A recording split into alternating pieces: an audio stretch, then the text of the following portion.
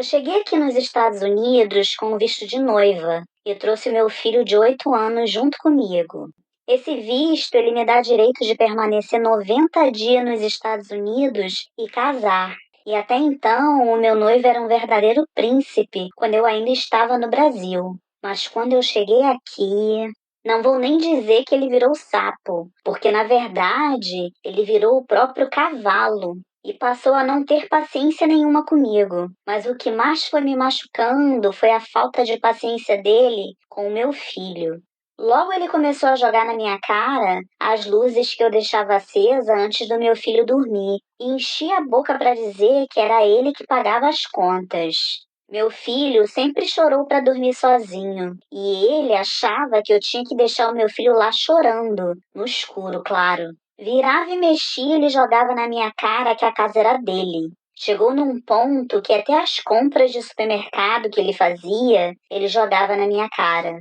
Aquilo foi me aborrecendo de um tal jeito que um belo dia eu disse que não era para ele se preocupar porque nem eu nem meu filho iríamos mais comer do que ele comprava, já que ele fazia tanta questão de tudo.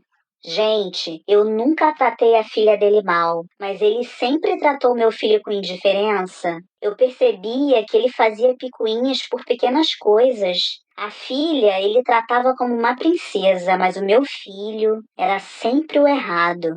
Aquilo tudo foi me deixando em alerta, tanto que passou os 90 dias para casar, referente ao visto de noiva, e nós não casamos porque eu não senti no meu coração que era o certo a ser feito. Na semana passada, achei uma mensagem no celular dele com uma americana, e os dois trocando fotos um com o outro. O celular dele é com senha, mas como nós estávamos na rua e o meu celular estava descarregado, eu pedi para usar o dele. E logo eu percebi que ele ficou muito preocupado e nervoso, querendo o celular de volta, falando que tinha que ligar para a mãe dele. Quando eu vi as mensagens, eu fiquei chocada e, ao mesmo tempo, muito desapontada. Como é de praxe, óbvio que ele logo disse que era apenas uma amiga e que era ela quem mandava as mensagens para ele. Perguntei se fosse eu mandando mensagens assim para os meus amigos, se estaria ok para ele. Ele ficou calado. Falei um monte na cara dele e comecei a dar um gelo. Ele começou a ficar um cordeirinho e passou a me mandar todos os passos de para onde ele ia. Começou a querer me agradar, mas eu não queria mais papo. Passei a dormir no quarto do meu filho e comecei a ignorar ele. No outro dia, me maquiei, me arrumei toda. Ele, quando me viu pronta, pirou na batatinha. Depois disso, perguntou se eu tinha 2 minutinhos para conversar com ele. Eu disse que sim.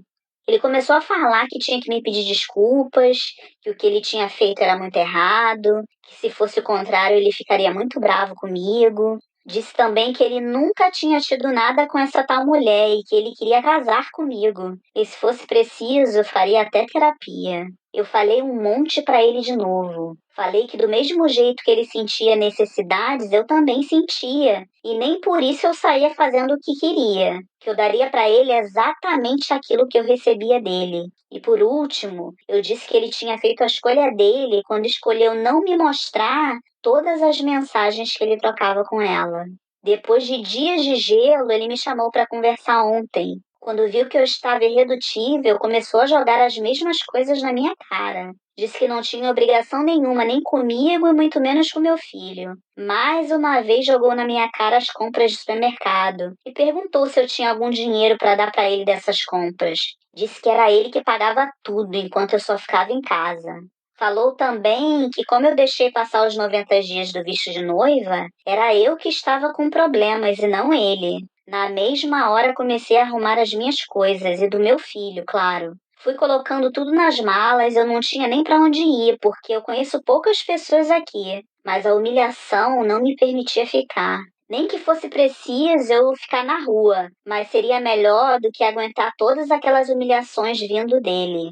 Na hora ele saiu e 30 minutos depois começou a me ligar dizendo que não era para eu sair assim desse jeito, que não era para eu ir para casa de estranhos e que era para eu esperar para ele comprar as passagens de volta para o Brasil, para resolvermos isso tudo numa boa. Então eu sentei e esperei. Quando ele chegou à noite, eu falei que queria as minhas passagens de volta. E aí foi outra briga. Ele disse que ia comprar quando ele quisesse, que eu podia chamar até a polícia. porque quem estava errado era eu. Me chamou de preguiçosa. Logo eu, que quase todos os dias limpo essa casa, lavo, passo, dobro tudo, gritou na minha cara que a casa era dele, que ele era um homem e ninguém mandava nele. Por último, ele me disse que se eu quisesse ir embora, eu que ligasse para minha família no Brasil para eles comprarem a minha passagem.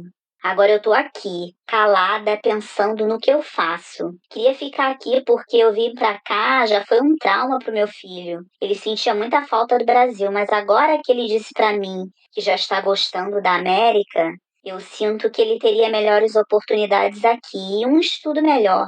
Eu não sei o que fazer. Ontem não jantamos, só tomamos banho e fomos pra cama. Hoje é um novo dia e eu nem sei o que fazer. Me sinto fragilizada, com vontade de chorar. Olho pro meu filho e eu me sinto culpada por expor ele a essa situação toda. Ontem, quando meu filho viu ele gritando comigo, ele não quis mais sair de perto de mim, tentando me proteger. Enfim, minhas malas estão prontas, mas eu não sei para onde ir e nem o que fazer. Eu preciso de alguns conselhos de algum advogado de imigração para saber se eu posso ficar aqui legalmente ou se eu preciso ir embora. Eu quero apenas conselhos, dispenso julgamentos.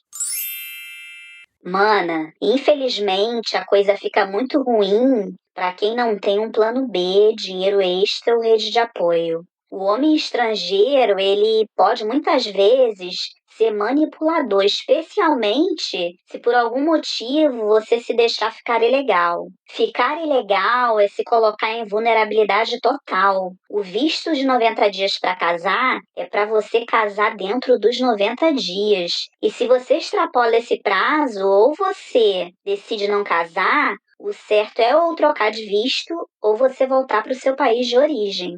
Qualquer estrangeira que entre numa situação de ilegalidade, tendo uma promessa de casamento não cumprida, ela tem que dar seus pulos e tentar voltar para o país de onde veio, ou então tentar trocar de visto urgentemente, porque, convenhamos, vocês tinham planos de casar, e ele tem o direito de mudar de ideia a qualquer momento.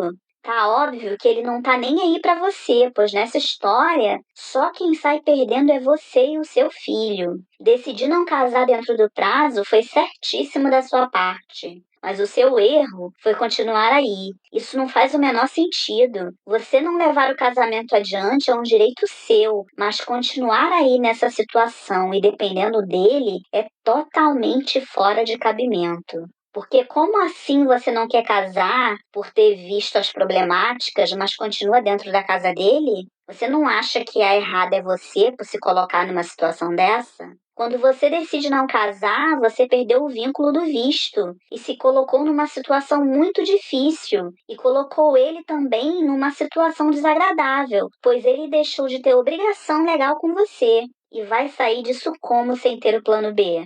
O seu caso é um bom exemplo a todas nós do que não se deve fazer estando ao lado de um homem manipulador. E outra coisa, não pense nem em engravidar de um cara desses. Se ele está te manipulando antes mesmo de casar, imagina depois. E para piorar, o seu filho no meio de tudo isso. Você não precisa passar por isso e o seu filho não merece assistir tudo isso. Toda criança, ela merece uma infância saudável e os efeitos de assistir esses abusos são péssimos para uma criança. Olha, às vezes a gente pensa que o melhor é estar num país que possamos dar oportunidades para os nossos filhos, mas não há nada mais importante do que dar a eles um ambiente sadio e paz emocional.